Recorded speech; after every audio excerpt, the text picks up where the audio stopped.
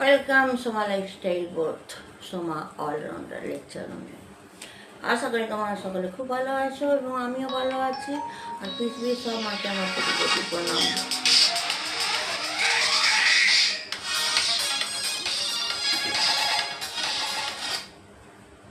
Hello,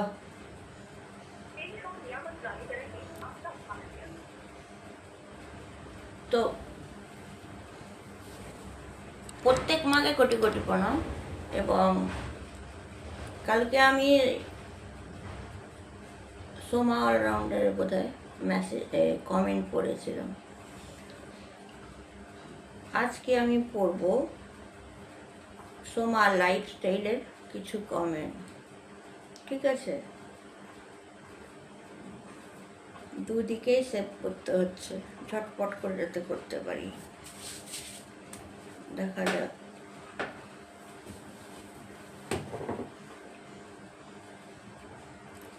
Soma লাইফস্টাইলের comment আমি পড়িনি। সবাই কেমন আছো তোমরা জানিও, আমিও ভালো আছি। যাই হোক, চলো পড়া শুরু করছি। প্রথমেই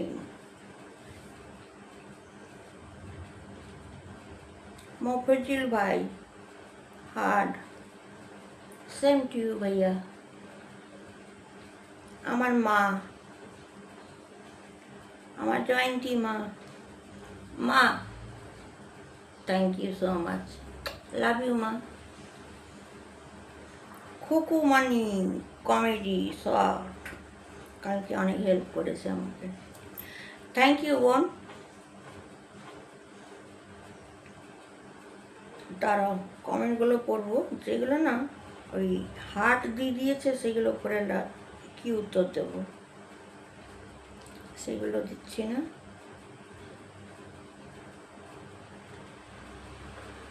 আচ্ছা কুকুমনি বোন, দারুণ জায়গাটা। এটা কোন জায়গা? এটা দীঘা। কি জগন্নাথ মন্দির তৈরি হয়েছে, এটা দীঘা ভবন।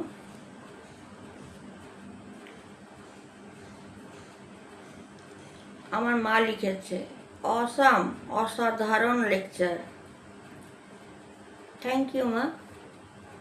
হ্যাঁ, লেকচারটা ছিল প্রাইভেট কোম্পানি নিয়ে। হ্যাঁ মা, গরিব দুঃখীদের তো আমি হেল্প করি, তুমি জানো, ওই জন্য আমি খুব দুঃখিত। আচ্ছা, স্বপ্না দাস, দিদি ভাই প্লিজ তুমি আমাকে সাপোর্ট করো। হ্যাঁ স্বপ্না, কেন সাপোর্ট করবো না? তোমার রিলস দেখো, কালকে আমি 8টা-10টা তোমার রিলসে কমেন্ট করেছি জানো, দেখবে, তোমাকে দেখাচ্ছি। স্বপ্নাকে, স্বপ্না দাস শটকে তোমরা সবাই সাপোর্ট করো, কেন কি ওর খুবই কষ্টের দিনগুলো যাচ্ছে। আর স্বপ্নার পেছনে যদি আমরা না দাঁড়াই, খুবই ক্ষতি। এই আমাদের স্বপ্না দাস, ঠিক আছে, ওই বলেছে দিদি ভাই আমার একটু অ্যাড করে দেবে।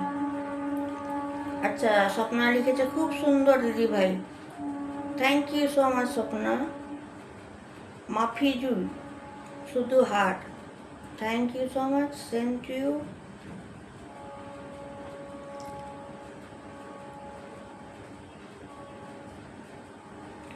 কেটে কেটে করতে হচ্ছে, দেখে দেখে কোথার থেকে কোথায় কি পড়বো আমি।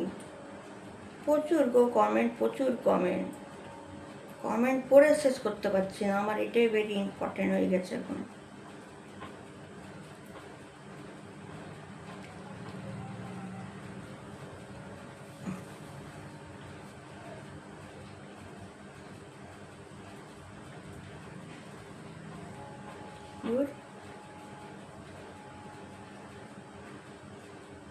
সাথী, আই লাভ ইউ দিদি, same to you. Akash, heart, same to you. Sathi অসাধারণ, এটা আমার ভাই, বাংলাদেশে আমার বড় ভাই। ঠিক আছে ভাইয়া, অসাধারণ লিখেছে, দেখো অসাধারণ। ভাইয়া থ্যাংক ইউ সো মাচ, বোনকে কমেন্ট করেছো।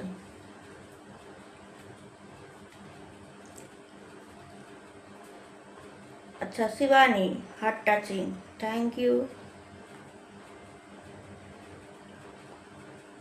ওয়াও, কে লিখেছে? ভালোবাসার বন্ধন, বাহ, নামটা খুব সুন্দর তো।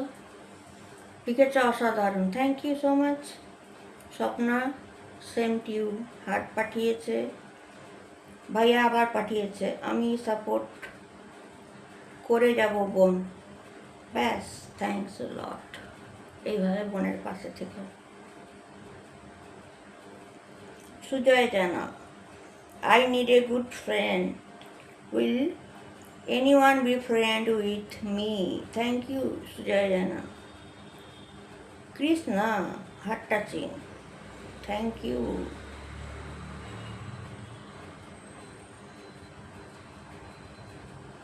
অনিতা, খুব ভালো লাগলো দিদি ভাই, থ্যাংক ইউ। এইভাবে পাশে থাকবে, ঠিক আছে?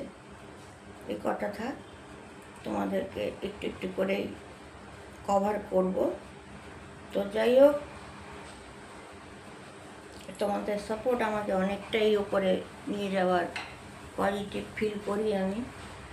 আর তোমাদের সাপোর্ট না থাকলে আমি হয়তো এতদূর যেতে পারতাম না, যেহেতু আমি প্রশ্ন তোমরা উত্তর বারবার বলেছি। আমার এই জার্নিটা ভেরি টাফ, ভেরি টাফ। আমি নিজেও বুঝতে পারিনি, একদম বুঝতে পারিনি যে আমি এই জায়গাটা আসব। আমার একটা স্বপ্ন ছিল যে আমি আমার দাদুর সব স্বপ্নকে পুরো করব, কিন্তু সবসময় জানো তো, আর গত 17-18 বছর ধরে নিজেকে বেছে নিয়েছিলাম যে এই জেলখানায় যেমন বন্দি হয়ে মানুষ পড়ে থাকে, তেমনই আমিও ভেবে নিয়েছিলাম আমি একটা রুম বেছে নেব, সব ছেড়ে ছুড়ে একটা রুমেই বসে থাকবো। কিছু ভালো লাগছিল না। তোমরাই বলো, অত ছোট বয়স থেকে একটা স্ট্রাগল লাইফ, তাই না? তারপর বিয়ের আগের লাইফস্টাইলটাও দুঃখে, কিন্তু এটা অনেক বেটার ছিল। ওই দুঃখগুলোকে না নেওয়া যেত, কিন্তু বিয়ের পর দুঃখগুলোকে না নেওয়া যায় না। আমার দিক থেকে, যেটা আমার ওপিনিয়ন, আমি সেটা বলছি। ছোটোবেলার যেমন ওপিনিয়ন তোমাদের বলে দিচ্ছি।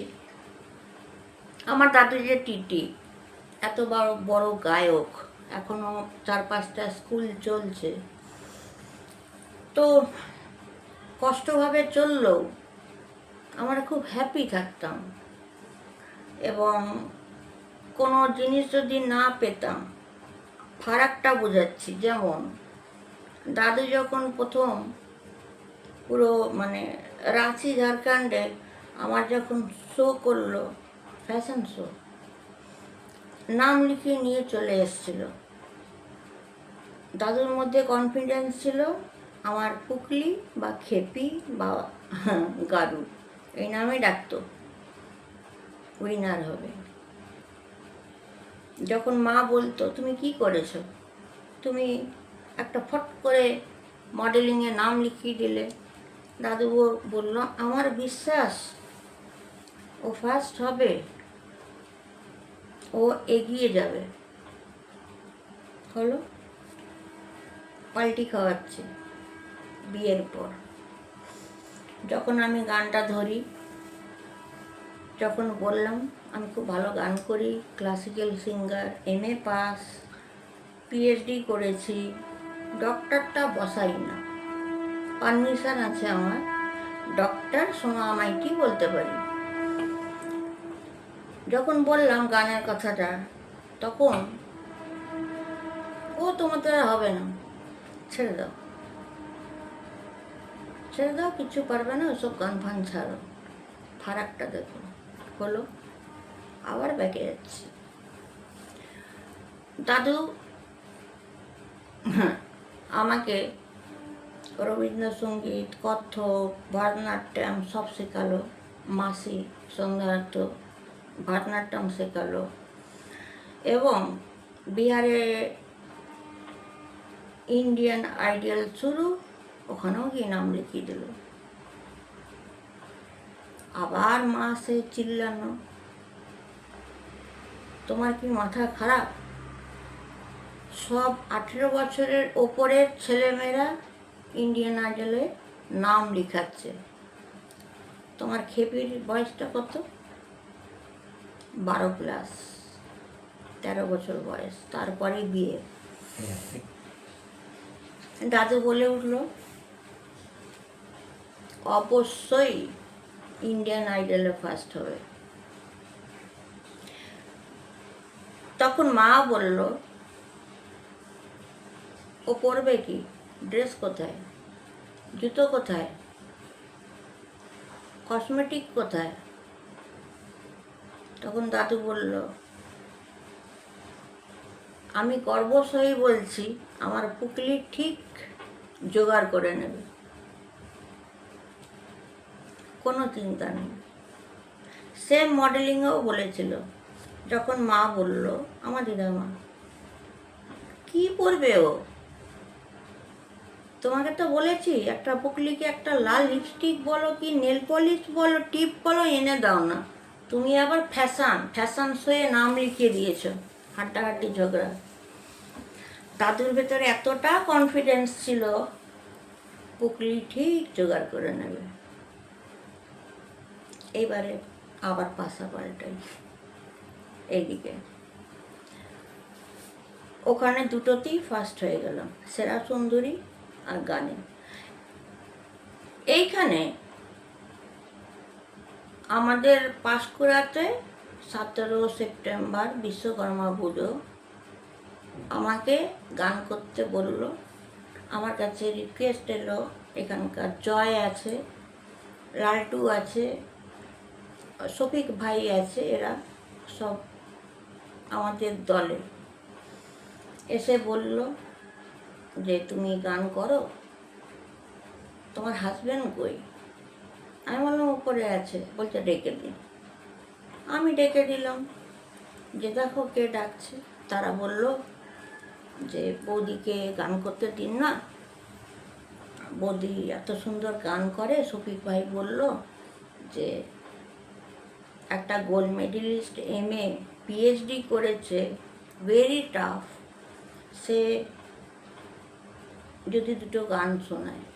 ফট করে বলে দিল, না না না না না, আমাদের রেপুটেশন আছে, হবে না, যাবে না। ভাবো, তাদের রেপুটেশন আছে, কিন্তু ওখানে পিতা সাথ দিয়ে দিয়েছে। বলো কেন? আমার শ্বশুর মশাই বলেছিল। কেন? ও তো সেটের ভেতরে গান করবে, দুটো গান করেই আসুক না। কিন্তু আমি গিয়েছিলাম সাদা ড্রেস পরে, পাঁশকুড়াতেই সেটে। তো ফারাকগুলো দেখো কিভাবে একটা মেয়ের লাইফ নষ্ট হয়, প্রতিটা জিনিসে। তো যখন দেখলাম টোটাল অলরাউন্ডার সবই বন্ধ, কিছুই করতে দিচ্ছে না। গ্লোব খেলতে দিচ্ছে না, রানার তাও দিচ্ছে না, গান করি গানও করতে দিচ্ছে না, পার্লারে কাজ করি তাও করতে দিচ্ছে না, যত যাবতীয়। তারপরে তো অ্যাটাক হয় আমার উপরে অনেক কিছু। এবং একজন যার নাম না নিলেই নয়, তখন আমি তো রোগা পাতলা উর্মিলার মতন ফিগার, আর ফিট ফর্সা, চুলটা হাঁটু অবধি। এবারে আমার ব্যাকে আগুন লাগানো, উপুর হয়ে শুয়ে আছি। 3 মাস 4 মাস উপুর হয়ে শোয়া মানে বুঝতে পারছো কতটা কষ্ট। বা এখানে যে অ্যাসিডটা। তো আমার শ্বশুরমশাইয়ের একটা কম্পাউন্ডার আছে, সেই কম্পাউন্ডারের নাম হচ্ছে শচীন কাকু, কিন্তু সে আমাদের ছেড়ে চলে গেছে, ছুটি নিয়ে চলে গেছে। উনি বললেন, বৌমা তোমাকে এবারে নিজের রূপটা ধারণ করতে হবে। বিশ্বাস করো, আমি ওখান থেকে আমার রূপ ধারণ করলাম, কিন্তু আমি কারুকে ক্ষতি হতে দিইনি, আর কারুর কাছে আমি হেল্পও চাইনি আজ পর্যন্ত। যতগুলোই আমি জিতেছি, কষ্ট করে গান করেছি, লোকের বাড়িতে গিয়ে চুল কেটেছি, সাইকেলের সিটে আমি স্পঞ্জ ভরেছি, ঠোঙা বানিয়েছি, আয়ার কাজ করেছি, আলু পেঁয়াজ নিয়ে বসেছি, রাত্রিবেলা অর্কেস্ট্রায় গান করতে যাচ্ছি। একটা তো ঠান্ডার সময় সোয়েটার নিয়ে বলেইছিলাম, আরেকটা তোমাদের বলিনি, সেটা আজকে ডিক্লিয়ার নয় করি। একটা দিন তখন আমার ব্যান্ডেজ করা, হুট করে শফিক ভাই আসে, এসে বলে, বৌদি আপনাকে বাঁচাতেই হবে, একটা প্রোগ্রাম আছে, ক্যাসা পাটনা কি ডেবরা এরকম কিছু মনে নেই, যাই হোক।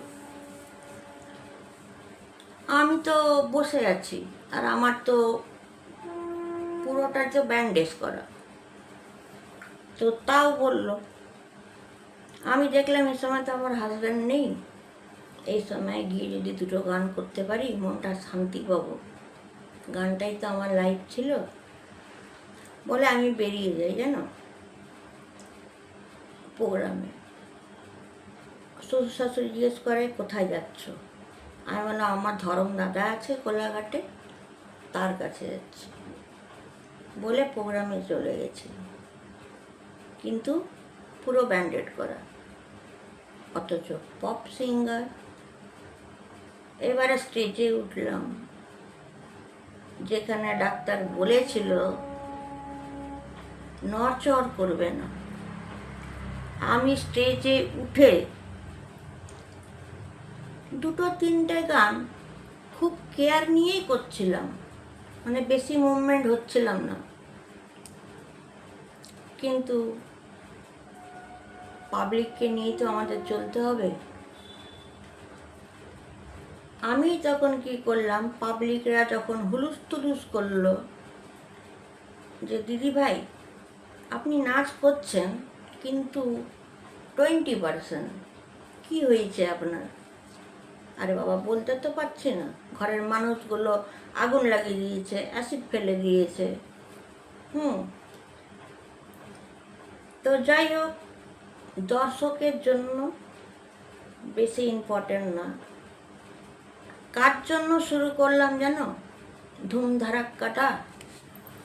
আমার সামনে ফ্রন্টে যত বাবা মারা বসেছিল, আমার অপেক্ষা করছিল, এবং প্রত্যেক দাদু ঠাকুমারা সামনে ছিল,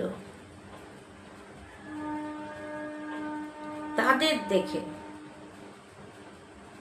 মানে এতটাই তারা ওয়েট করছিল, যেহেতু আমার ব্যানার টাঙানো ছিল, উড়িষ্যার থেকে নায়িকা আসছে, তারা আমার জন্য বসে আছে। আমি কিন্তু কোনো ছেলের জন্য বা কোনো মেয়ের জন্য ডিসিশনটা নিইনি। ডক্টর বলেছিল বি কেয়ারফুল। আমি ওই বাবা মাদের করুণ মুখ নিয়ে বসে থাকার থেকেও তারা কি সুন্দর আমাকে দেখে হাসছে, ওতেই আমার অর্ধেক যেন রোগ চলে গেল। মনে হলো হয়তো আমি ওই বাবা মাদের না একটু খুশি দিতে পেরেছি মনের মণিকোঠার থেকে। দ্বিতীয় ভাবলাম এই যে দাদু ঠাকুমারা, আমার নিজের দাদু ঠাকুমার কথা দিয়ে মায়ের কথা মনে পড়ল, কি সুন্দরভাবে বসে আছে, আবার বলছে এই তো নাতনি গান করবে।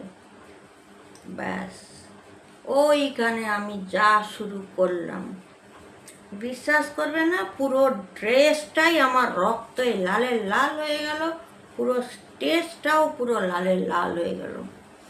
প্রত্যেকটা পাবলিক উঠে দাঁড়িয়ে গেছে। গড সে, আমার পিতা আছে এখানে, ঠিক আছে, দাঁড়িয়ে গেছে। Stop this programme, stop this programme. আরে আরে আরে আরে বাবা, তানিয়াকে ঠিক করো, ঠিক করো। দেখো পুরো গা দিয়ে রক্ত ঝরছে, পুরো স্টেজ রক্ত হয়ে গেছে। কেউ তো জানে না। আমি থামিনি। আমি সীসা হইয়া দিল, সত্যম শিবম সুন্দরম, এইসব গানগুলো তখন গাইছিলাম। ডাপলি বাজা, এইসব মেরে হাতও মে নন চুরিয়া হ্যায়, এইসবগুলো। তো যখন দেখছে আমি স্টপ হচ্ছে না, তখন এক দিদা, এক দাদু, এক মা, এক বাবা, চারজনকেই ক্লাবের মানুষরা চাপিয়ে দিয়েছে। ক্লাবের মানুষরা এটাই বলছে, এই একটা এমন নায়িকা, এনারা অনেক নাম শুনেছি। দেখো, আমি আমার প্রাউড ফিল করছি না, আমি আমার এক্সপিরিয়েন্সটা তোমাদের শো করছি, যেটা তোমরাও এটা ইউটিলাইজ করতে পারো। তারাই কমিটির লোকরা বলল, না, এই বাবা মাদেরকে আর দাদু ঠাকুমাদের স্টেজে উঠাই, ওরাই বোধহয় সমাইতিকে শান্ত করতে পারবে। এবং প্রথমেই দাদু দিদা মারা সব উঠলো, এসে না আমাকে ঘিরে নিল, ঘিরে জাপটে কান্না। গানটা তো আমি বন্ধ করে দিলাম, এমনভাবে এসে জাপটালো। এবং তারা যে জাপটালো, তাদেরও গায়ে, আমার রক্তগুলো তাদের গায়ে। আর তারাই আমাকে শান্ত করালো এবং ওপেন জিজ্ঞেস করলো, দাদু দিদা মা, তোমার কি হয়েছে? আমি ওপেন বললাম, আমার গায়ে আগুন লাগা, 40% জ্বলে গেছে, অ্যান্ড অ্যাসিড ফেলা। পাবলিক উঠে দাঁড়িয়ে গেছে। ব্যান্ডেড করে আমি প্রোগ্রাম করতে এসেছি। কেন এসেছি? প্রথমত, কমিটির ভাইগুলো আমার জন্য প্রোগ্রাম রেডি করেছে, তাদের মন খারাপ হতে আমি দিতে পারি না। কি করে দেব বলো? ওরা লক্ষ লক্ষ টাকা ইনকাম করে চাঁদা তুলে, হ্যাঁ, 1 মিনিট দেখ। তো যাই হোক, আমি দেখলাম ক্লাবের ছেলেরা, আমার ভাই, তারা আমাকে বুক করেছে। আমার প্রতি এত আশা, ব্যানার টাঙানো, তাদের আমি কি করে দুঃখ দিতে পারি? ক্লাবের ছেলেরা, আমি না সকলকে মেনটেন করি। আমি ব্যান্ডেজটা লাগিয়েই আমি এসেছি, যাতে ওরা কষ্ট না পায়। সারা রাত কষ্ট করে করে চাঁদা করেছে, প্যান্ডেল বানিয়েছে, আবার আমাদের গানের আয়োজন করেছে, তাদের কি হবে? এবং যেখানেই গান করতে গেছি, সবসময় ফ্রন্টে বাবা মা দাদু দিদা, তাদেরকে দুঃখ দিতে পারি না আমি। ওখানেও এইটা ভেবে আমি গেছি, গিয়ে প্রোগ্রামটা করেছি। আর সেই দিনটাই গানের তরফ থেকে আমার লাইফটা টার্নিং পয়েন্ট হয়ে গেল। এমনই টার্নিং পয়েন্ট হলো, তারপরে প্রোগ্রাম তো করে চলে এলাম, ওই যে বন্ধ করিয়ে দিল, সঙ্গে সঙ্গে ডক্টর ডাকলো। এবারে পুরো বাবা গো, মানে আমার হাড় দেখা যাচ্ছিল, আর অ্যাসিড, প্রচুর কষ্ট গো, প্রচুর কষ্ট। ভগবান করে পিতাকে জানাই, কোনো মেয়ে যেন এরকম কষ্ট না পায়। এবং আমি নেমে পড়লাম, ডক্টর এলো, ড্রেসিং করলো, চলে এলাম। আবার ঠিক তার 2 দিন পরেই আমি আবার প্রোগ্রামে বেরোলাম, আর তখনই হয়ে গেলাম আমি ভাইরাল। এতটা ভাইরাল হলাম যে দুটো আমাকে বডিগার্ড রাখতে হলো। ঠিক আছে, তারপর আমি যেখানেই গান করতে যাচ্ছি, মানুষের নাম কামালে যা হয়, তারাই আমাকে বড় করেছে। যখন ডিমান্ড হয়ে গেল, তো তাদের জন্য আমি এইটুকুন করবো না? বেরাক না রক্ত, বেরাক, যা হবে হোক, তাদের তো খুশি দিতে পারছি রে বাবা। আমার কাছে তো এটাই ইম্পর্টেন্ট। ঘা আমার 2 দিন শুকিয়ে যাবে, কিন্তু সেই গুড়ি গুড়ি ভাইরা ক্লাবে, তাদের দুঃখ কখনো ঠিক হবে না। মা বাবাদের দুঃখ, দাদু ঠাকুমাদের দুঃখ কখনো ঠিক হবে না, কিন্তু গায়ের ফোসকাটা ক্রিম লাগালে ঠিক হবে। এইভাবে আমি আজ এগিয়েছি বলে আর এই জায়গাটায় বসে আছি, আর এটা তো খুব বড় হয়ে যাবে। তো আমি একটাই বলবো, যাদের ট্যালেন্ট আছে তোমরা এগিয়ে পড়ো, আমি তোমাদের জন্য আছি। চলো, লং ভিডিও নিয়ে আসছি অন্য।